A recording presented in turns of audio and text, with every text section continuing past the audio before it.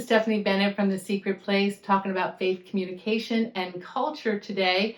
And I'm having a little passage from A Testament of Devotion, Thomas R. Kelly's book, that I just love and I cherish this book. I really do.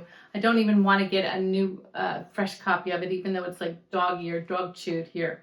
I love it so much. Today we're talking about holy obedience. And Kelly is talking about when he came back from Europe during the war and trying to strengthen and encourage the Christians over there. He's talking about all of the suffering that they went through. He says this: one comes back from Europe to plead with you, you here in these seats, you, my pleasant but often easy living friends, to open up your lives to such a baptism of eternity, now as it turns this world of tumbling change into a wilderness in your eyes and fortifies you with an unshakable peace that passes all understanding and endures all earthly shocks without soul-destroying rebelliousness. Then, and only then, can we, weaned from the earth and committed wholly to God alone, hope to become voices crying in the wilderness of Philadelphia and London. Prepare ye the way of the Lord, make straight in this desert a highway for our God. These are old truths, but now is no time for enticing novelties, but for a return to the everlasting truths of life and suffering and eternity and unreserved commitment to him who is over all. The heart is stretched through suffering and enlarged, but oh, the agony of this enlarging of the heart, that one may be prepared to enter into the anguish of others. And yet the way of holy obedience leads out from the heart of God and extends through the valley of the shadows. That's a little longer than usual, but I know he's talking about suffering that's happening as a result of the war and the physical suffering, the mental torture, the separation and the distance, and he's trying to encourage the folks to endure and to walk in that long-suffering fruit that Paul tells us about. But I was thinking about it when I was reading it, maybe because I'm involved with my book, my current book, my manuscript right now, and just my head is so in it. I was thinking about the same kind of long suffering and patience that we need for some of our relationships. I would say probably all of our relationships at some point. Let's take marriage just for an example. We see that person that we live with and we know so well. We see much more clearly than he or she what needs to change in their life. We see their flaws and their brokenness up close. And there's no getting away. You're attached, you're married. Of course, they see our brokenness and our flaws up close as well. But we'll talk about that later. Let's talk about our partner's flaws. What do? Do we run away?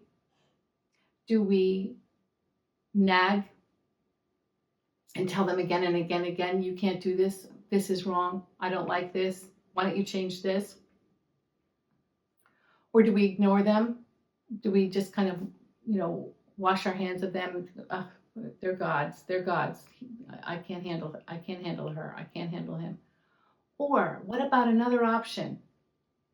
Do we walk in some patience with their journey and the transforming work that God is doing in them? Could that be part of your ministry, your daily ministry, to walk in patience towards your spouse? Walk in a way that is really like truly patient, godly patience, where we appreciate who they are, and even in the annoyances or the things that we think that they're doing wrong or that they are doing wrong, that they could do better. And I'm not talking about huge, I'm not talking about major rifts and problems in a marriage, like like cheating or something like that. I'm talking about like annoying habits, leaving the shoes and the socks in the middle of the kitchen floor, things like that. Can't we choose that option to be patient? I think we can, and I think that we all of us, have a tendency to give up too soon on each other. We're not making our spouse into our image. That's not our job. And we're not making our spouse into God's image. That is not our job.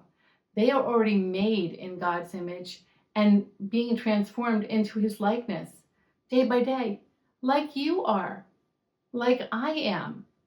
And I was thinking, again, as I'm writing this manuscript, and sometimes we don't think of, like I'm working on a chapter on conflict resolution and then one on repair and this and that, but sometimes it's really just a matter of prayer and patience, like hunkering down in that deep belief that this woman or this man that I chose to live with, that I'm married, this is a beautiful creature that is annoying sometimes, that doesn't seem to change. This is a beautiful creature made in the image of God. And my job is to walk in patience toward that woman, toward that man. And I keep saying woman too, because maybe even with your friends, is our job to change our friends? I don't think so. I don't think so. But how does patience have its way in us? How does God work patience in us, or any of the fruit of the Spirit? How does he work those except in relationship with others? So maybe the next time your spouse or your friend is doing something really annoying and you're just tempted to correct them one more time, or roll your eyes one more time, or if it's a more serious thing like break out in tears, maybe the next time it's getting on our knees. I'm talking to myself too here. I'm not just talking to you. This is something it would be healthy for all of us to maintain, to retain our precious relationships, to walk in patience with one another, in the purity of God's patience, not with arms folded, saying, oh, I'm just going to be patient with you then. I'm just going to wait till you get it. No, in that heartfelt, prayerful patience that other person knows that they're loved, and that your love doesn't depend on their performance. That's all I'm going to say. That's all I'm going to say. You can communicate that. We can communicate that kind of love to each other, that kind of patience to one another in very simple ways, like not rolling our eyes, like not, folding our arms in front of us, like not treating that person like a child. Let's do that for each other, okay? That's iron sharpening iron. That's good, and that's using our communication skills in a way that is godly and building each other up. So I hope it's a good word for you today. I'm taking it on myself too. You have a wonderful, wonderful week. I'm so glad that you came by. This is Stephanie Bennett signing off from The Secret Place. Bye now.